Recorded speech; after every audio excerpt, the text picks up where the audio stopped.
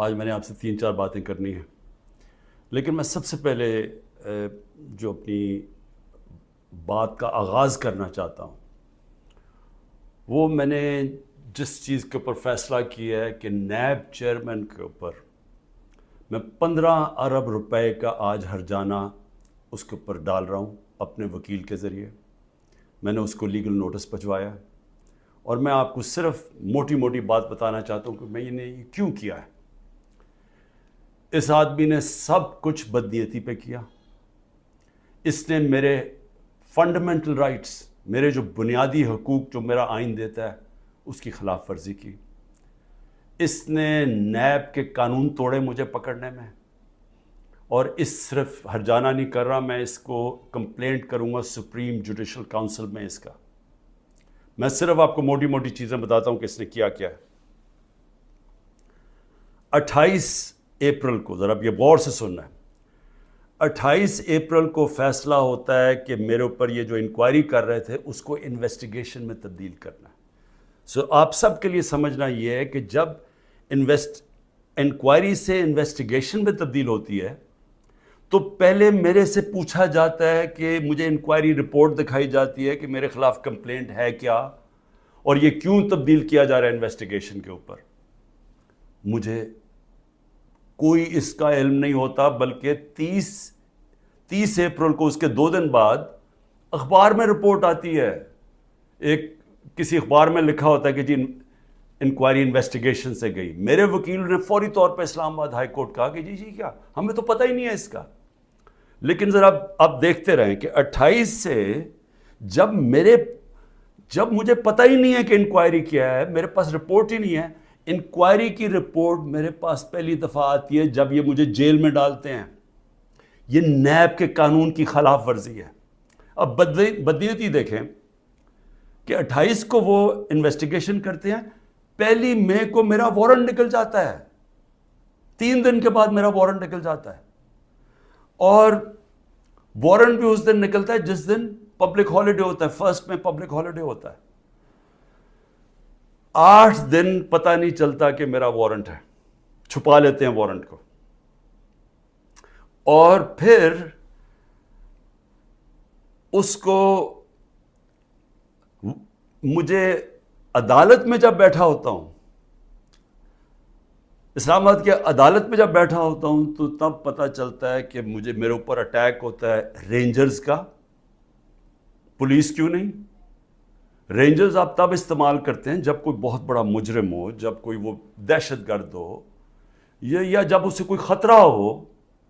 میں تو جب اسلام آباد 9 تاریخ کی صبح کو نکلا تھا، میں نے ویڈیو ریکارڈ کی تھی کہ اگر آپ نے مجھے پکڑنا ہے تو آپ مجھے وارنٹ دکھائیں اور مجھے پکڑ لیں۔ وہ کوئی ڈرامے نہ کریں جو میرے گھر پہ باہر آ کے انہوں نے کیا۔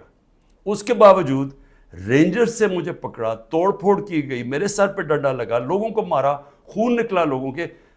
سٹاف جو تھا اس کو انہوں نے مارا، جو وہاں بیچارہ رجسٹری آفس کا سٹاف تھا۔ اور پھر جس طرح مجھے وہ لے کے گئے، ساری دنیا میں وہ تصویریں گئیں کہ جس طرح کوئی کوئی مجرم کو، دہشت گرد کو پکڑ کے لے کے جا رہے ہیں۔ یہ سارا نیب چیئرمین کے آرڈرز کے اوپر ہوا۔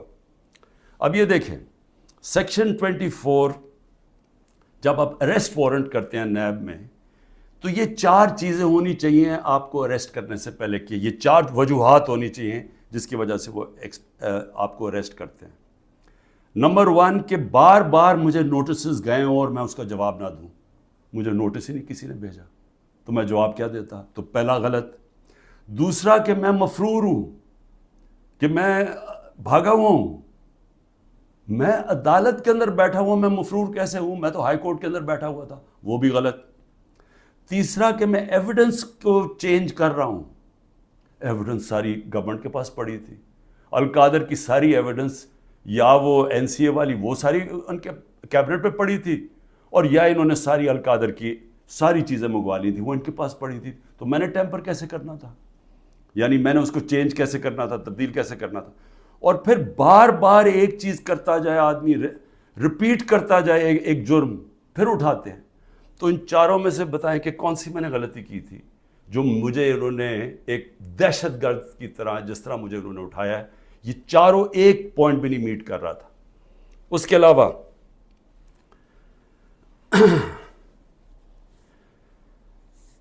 جس طرح انہوں نے مجھے اٹھایا، میں اس لیے ہرجانہ کر رہا ہوں کہ انہوں نے ساری دنیا میں خبر گئی کہ عمران خان کو کرپشن کیس پہ اٹھا لیا. اب یہ یاد رکھیں کہ شوکت خانم کے لیے اور نمل یونیورسٹی کے لیے میرے نام پہ، میری کریڈیبلٹی پہ 10 ارب روپیہ ہر سال اکٹھا ہوتا ہے، اور اس کے علاوہ جو کراچی کا ہسپتال بن رہا ہے وہ 30 ارب کا ہے. یہ تیسرا ہسپتال ہے. اور پھر نمل یونیورسٹی کی ایکسپینشن ہو رہی ہے، اس کے لیے پیسہ اکٹھا کر رہا ہوں. تو ایک آدمی کی جب ساری دنیا میں آپ نے اس طرح غیر قانونی طور پہ کیا تو ساری دنیا میں پیغام کیا گیا کہ عمران خان کسی کرپشن میں ملوث ہے، اور اس کی وجہ سے متاثر ہو سکتی ہیں یہ اربوں روپے کے جو میں ہر سال پیسے اکٹھے کرتا ہوں. اس لیے میں نے اس کے اوپر ہرجانہ کیا، اور اسی لیے میں صرف یہاں نہیں، میں سپریم جوڈیشل کاؤنسل میں اس کی کمپلینٹ کروں گا. یہ بدنیتی کے اوپر ہوا، یہ چھپا کے انہوں نے کیا، یہ پہلے سے پلان تھا. یہ انہوں نے مجھے ذلیل کرنے کے لیے کیا ساری دنیا کے سامنے. آرام سے بھی اٹھا لیتے، پولیس آ کے مجھے پکڑ کے لے جاتی، وارنٹ دکھاتی. میرے پاس کون سی وہاں کوئی فوج تھی یا لوگ تھے؟ تو آخر میں اس چیز کے اوپر میں صرف یہ کہنا چاہتا ہوں کہ یہاں سے پری پلان بنا ہوا ہے کہ کسی نہ کسی طرح عمران خان کو پکڑ کے تو جیل میں ڈالو، تو راستے سے ہٹا دو. یہ پوری تیاری ہے. 150 کیسز ہیں، اور اب یہ حالات ہیں کہ اتنا پریشر ڈالا ہوا ہے انہوں نے کہ میرے وکیل گھبرانا شروع ہو گئے ہیں. پہلے تو انہوں نے سارے کارکن پکڑ لیے ہمارے، اور میں خاص طور پہ وہ 10,000 کارکنوں کے اوپر آج بھی میں اپیل کرتا ہوں، ساری ہیومن رائٹس آرگنائزیشن کو میں اپیل کرتا ہوں کہ اتنا بڑا ظلم ہے کہ ان کو جیلوں میں بند کیا ہوا ہے، ان کو دہشت گردی کے اوپر رکھا ہوا ہے. اس کے لیے ایک شناخت پریڈ ہوتی ہے، اس کے لیے لازمی ہوتا ہے کہ آپ ان کو پروڈیوس کریں. وہ کہتے جی ہمارے پاس عملہ ہی نہیں ہے.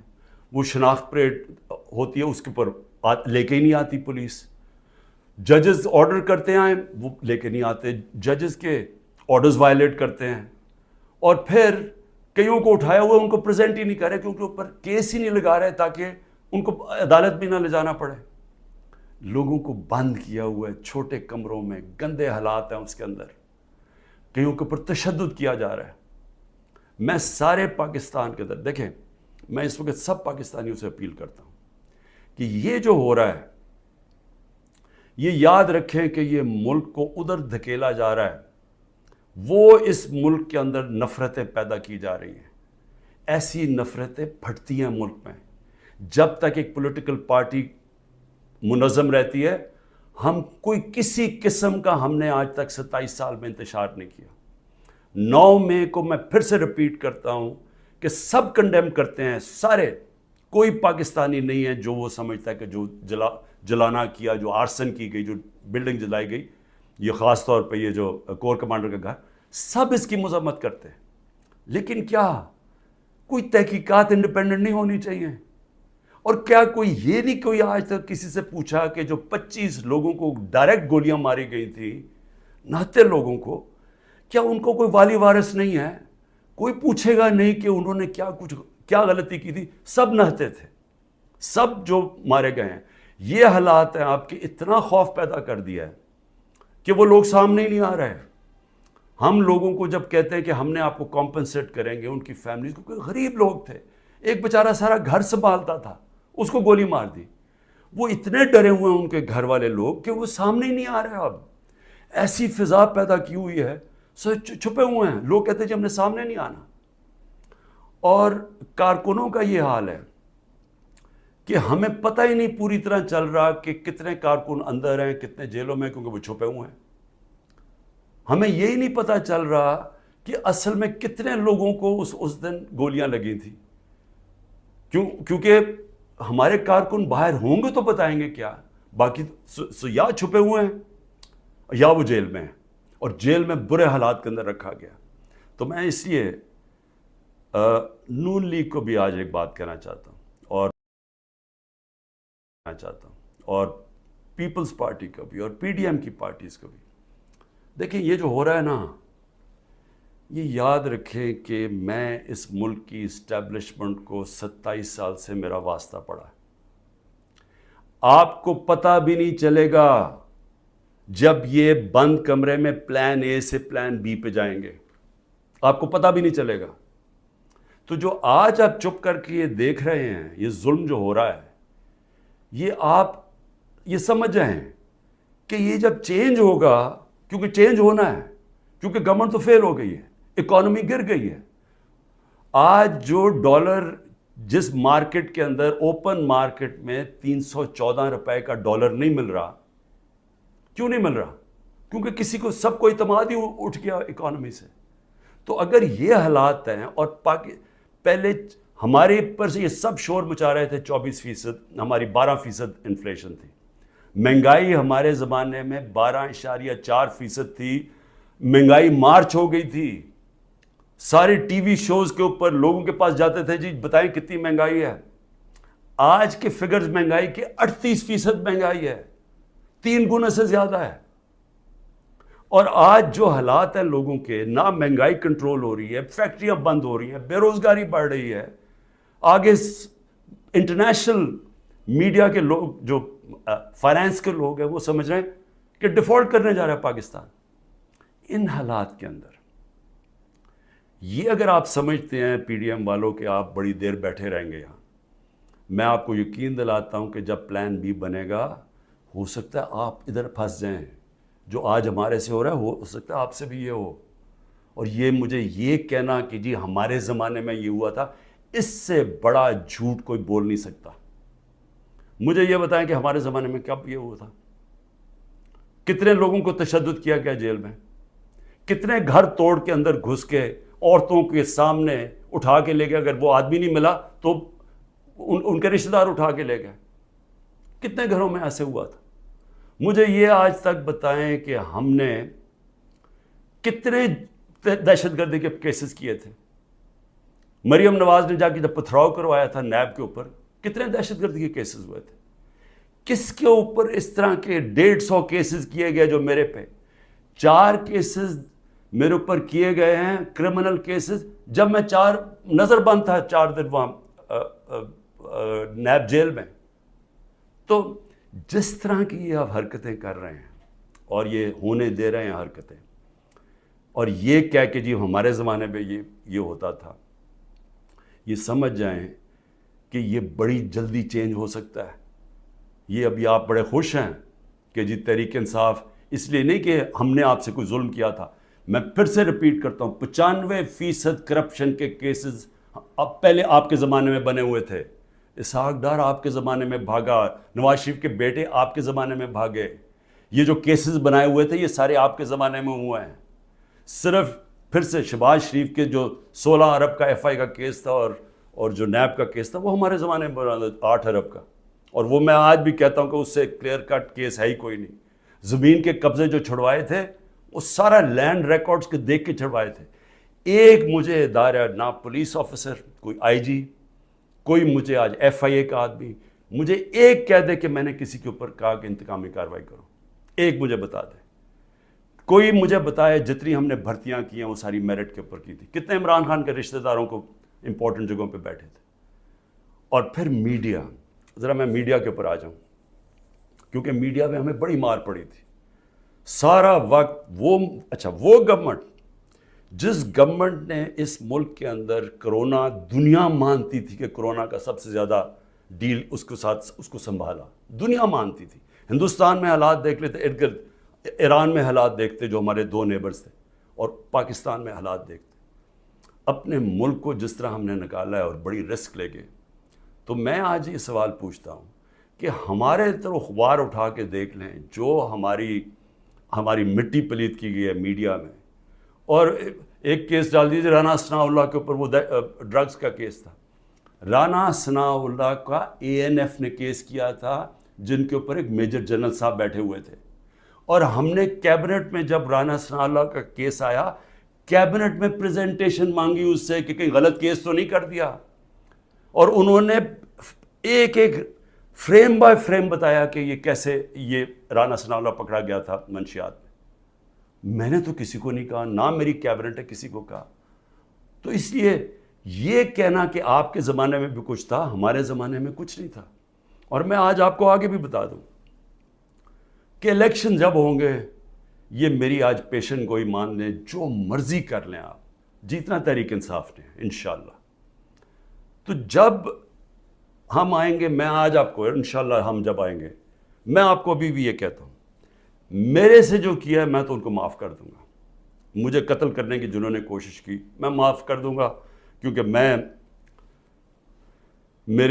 جو امتی ہوں وہ نبی صلی اللہ علیہ وسلم کا ہوں، اور انہوں نے اپنی ذات کے اوپر ہمیشہ معاف کر دیتے تھے. تو میری ذات کے اوپر جو بھی چیزیں میں معاف کر دوں گا. جو میرے گھر میں ہوا، میری بیوی اکیلی گھر میں، جس طرح گھر میرا توڑا گیا باہر سے، جس طرح اٹھا کے لے گئے، مارا لوگوں کو میرے گھر میں آ کے، میرے گھر کے اوپر جو حملے کیے گئے، جب میں تو معاف کر دوں گا.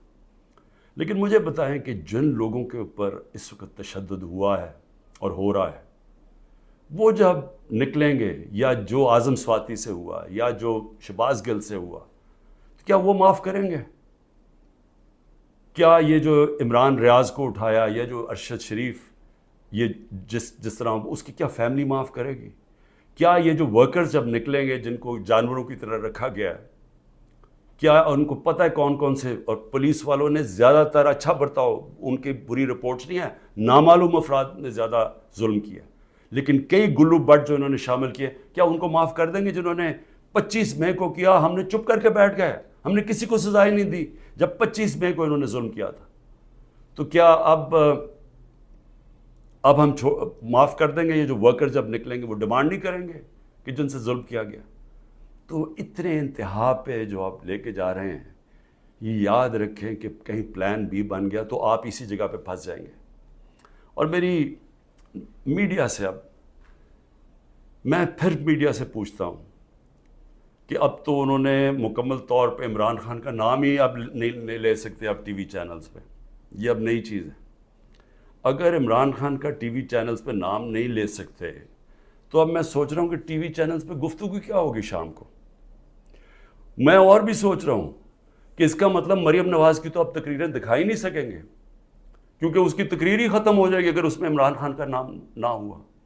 یعنی اس طرح سے کیا ملک میں کیا لوگ اتنے بیوقوف ہیں کہ اگر آپ یہ نہیں کریں گے تو اس سے وہ بھول جائیں گے لوگ P T I Imran Khan کو.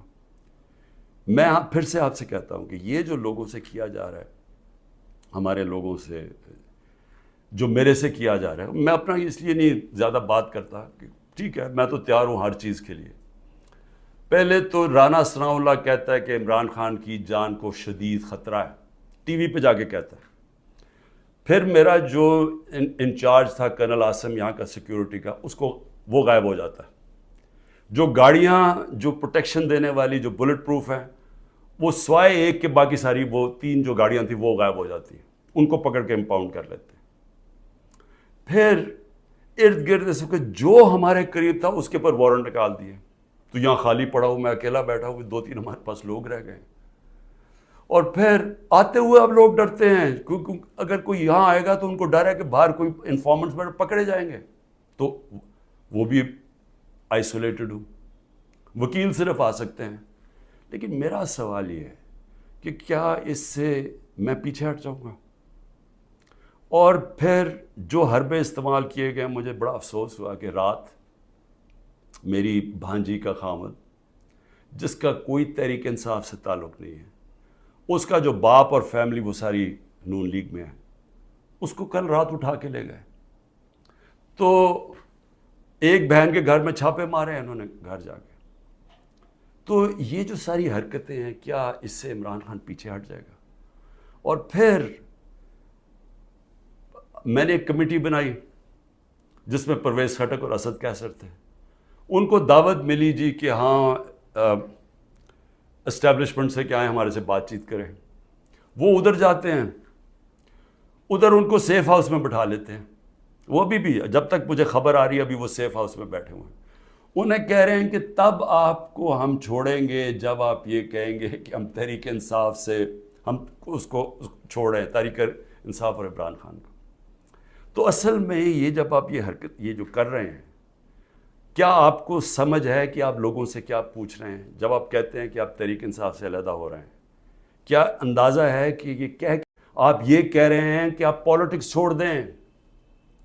کیونکہ جس وقت جو اس وقت تحریک انصاف کو چھوڑے گا، یہ میں آج آپ کو رائٹنگ میں دے رہا ہوں کہ اس کو لوگوں نے ووٹ نہیں ڈالنی.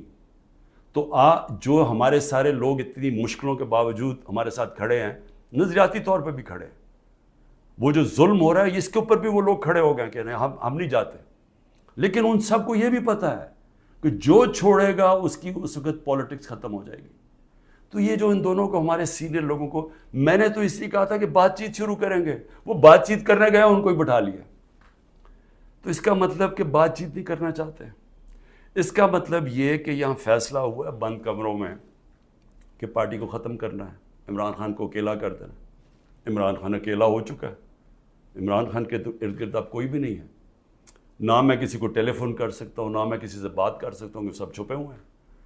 یا جو میری سینئر لیڈرشپ ہے ان سے مشاورت نہیں کرتے، وہ سارے جیل میں ہیں، یا انہوں نے کہا کہ ہم جی پیچھے ہٹ رہے ہیں، ہم پالیٹکس سے پیچھے ہٹے. تو کیا میں سوال یہ پوچھتا ہوں کہ چلیں عمران خان کو تو آپ نے آئسولیٹ کر دیا، کیا یہ پاکستان میں اس کی بہتری ہو رہی ہے؟ یہ ہمارا ملک کے لیے بہتر ہے؟ ہماری جو اکانومی بیٹھتی جا رہی ہے، جو غربت بڑھتی جا رہی ہے، بے روزگاری بڑھتی جا رہی ہے، مہنگائی بڑھتی جا رہی ہے، کیا یہ اس سے ٹھیک ہو جائے گی؟ کیا اندازہ نہیں کہ یہ جو بھی سوچ رہے ہیں، جو بھی یہ سوچ ہے اس کے پیچھے، کیا وہ آگے پاکستان کا بھی سوچ رہے ہیں؟ ایک پارٹی جو ملک کی فیڈرل پارٹی ہے، جو اس وقت سارے صوبوں کے اندر ہے اور سب کو اکٹھا رکھ سکتی ہے، جب اس پارٹی کو توڑنے کی کوشش کی جا رہی ہے اور اس کے لیڈر کو ختم کرنے کی کوشش کی جا رہی ہے، کیا یہ پاکستان میں اس کی بہتری ہے؟ ہمارے ملک کی بہتری ہے اس میں؟ کیا ہم یہ نہیں سمجھتے کہ کوئی اسٹیبلشمنٹ آج تک ملک کو اکٹھا نہیں رکھ سکی؟ جو ہماری طرح کا ملک ہو، جدھر مختلف صوبے ہوں، مختلف زبانیں ہوں، جب جس طرح کے یہ حالات کیے جا رہے ہیں، یہ پاکستان سے دشمنی ہو رہی ہے. کیا عمران خان کو اب غدار کہہ کے وہ مان جائے گی؟ لوگ غدار قوم مان جائے گی؟ کیا اندازہ نہیں ہے کہ پبلک اوپینین ہوتا کیا ہے؟ میں گراؤنڈ پہ، میں نے 27 سال گراؤنڈ سے پارٹی بنائی ہے. میں نے کبھی کسی کو ڈیڈی کہہ کے کسی کی ڈکٹیٹر کی کیبنٹ میں نہیں بیٹھا 8 سال پہلے اور پھر پالیٹکس میں آیا. یا میں کسی کی چھت کے اوپر سریے لگاتے لگاتے میں چیف منسٹر نہیں بنا. میں نے زیرو سے پارٹی شروع کر کے یہاں پہنچا. میں پبلک اوپینین کو جانتا ہوں. جس نے پبلک اوپینین کے اوپر آیا پاور میں، وہ جانتا ہے، وہ سمجھتا ہے. میں اس لیے آپ کو کہہ رہا ہوں کہ یہ جو آپ کر رہے ہیں، اس سے پارٹی کمزور نہیں، پارٹی طاقتور ہو رہی ہے، کیونکہ پبلک جڑتی جا رہی ہے اس کے ساتھ. اور لیکن کمزور پاکستان ہو رہا ہے، ہمارے ملک کو کمزور کیا جا رہا ہے. ہماری معیشت جب کمزور ہوتی ہے تو سارا ملک کمزور ہو جاتا ہے. اور سب سے بڑی بات کہ پالیٹکس کو فریگمنٹ کیا جا رہا ہے. جو پلان مجھے نظر آ رہا ہے وہ یہ ہے کہ ہر پارٹی کو چھوٹی چھوٹی ان کے ووٹیں دے دیں، اور پھر وہ ساروں کو اکٹھا کر کے جب آپ بٹھائیں گے تو سمجھیں گے کہ وہ کمزور قسم کی حکومت ہوگی جو کنٹرول ہو سکتی ہے پیچھے سے. تو یہ تو ملک کی تباہی ہے. ملک کی اس وقت ریکوائرمنٹ ہے، جو معاشی تباہی مچ چکی ہے ملک میں، جو ملک جدھر جا کے کھڑا ہو گیا. آپ کو تو وہ ایک گورنمنٹ چاہیے جس کو پبلک، جس کے پیچھے کھڑے ہو، پبلک کا مینڈیٹ ہو جس کے پیچھے، جو کہ پھر ملک کو اکٹھا بھی کر سکے اور مشکل فیصلے کر سکے. اور مشکل فیصلے کیا ہوتے ہیں؟ ملک کو ری اسٹرکچر کر سکے، گورننس سسٹم ٹھیک کر سکے، رول آف لا لے کے آئے پاکستان میں، وہ انویسٹمنٹ کی انوائرمنٹ بنائے تاکہ انویسٹمنٹ تو آنی شروع ہو. اور تو چھوڑے بیرون ملک پاکستانی سب سے بڑا اثاثہ ہے. جس وقت ہم نے ملک میں قانون کی حکمرانی کی، ان کی انویسٹمنٹ آ جائے گی. لیکن یہ تو اس کو دوسری طرف جا رہے ہیں. اس میں تو پاکستان میں امید ہی ختم کرتے جا رہے ہیں. اور میں آخر اپنی بات ختم کرتا ہوں اپنے ورکرز کے لیے. کہتے ہیں کہ جتنے بھی میرے ورکرز ہیں، وہ جس طرح بھی میری ان تک آواز جائے. مجھے پتہ مشکل ہے وقت، چن کے ہر تھانے کو حکم دیا گیا کہ پی ٹی آئی کا کوئی کارکن ہے تو اس کو پکڑو یا اس کو دباؤ یا اسے کہو اپنی وہ کہے کہ جناب میں آج پاکستانی فوج کے ساتھ کھڑا ہوں اور میں تحریک انصاف چھوڑ رہا ہوں. ہم سارے پاکستانی فوج کے، میں بار بار کہ ہم سب فوج کے ساتھ کھڑے، کون نہیں کھڑا ہوگا اپنی فوج کے ساتھ جس نے آپ کی ملک کی حفاظت کرنی ہے. لیکن یہ ایک آڑ لے کے کہ جی وہ 9 مئی کو تحریک انصاف کو ایک بالکل ایک اس کے اوپر پورا کریک ڈاؤن کر دو اس کا بہانے میں. تو میں اپنے سارے کارکنوں کے صبر کریں, مشکل وقت ہے, آپ کے لیے مشکل وقت ہے, میرے لیے سب سے زیادہ مشکل وقت ہے. مشکل وقت کیوں ہے؟ کیونکہ سارا دباؤ انہوں نے میرے پر ڈالا ہوا ہے. تو جب تک میں کھڑا ہوں, جب تک یہ سارے حربے استعمال کر رہے ہیں مجھے پکڑنے کے, کوئی نہ کوئی کیس میں تو پکڑ ہی لیں گے کیونکہ اتنے زیادہ کیسز ہیں, اور اگر میرے وکیل اب ڈرنا شروع ہو گئے ہیں تو میں خود تیاری کر رہا ہوں کہ میں خود ہی پھر مجھے اپنے کیسز عدالت میں جانا پڑے گا. لاء پڑھنے کی بھی اب کوشش کر رہا ہوں. سمجھ بھی ویسے میں نے اتنی دفعہ عدالتوں کے چکر لگائے ہیں کہ میں کافی سمجھ بھی گیا ہوں کہ قانون کیا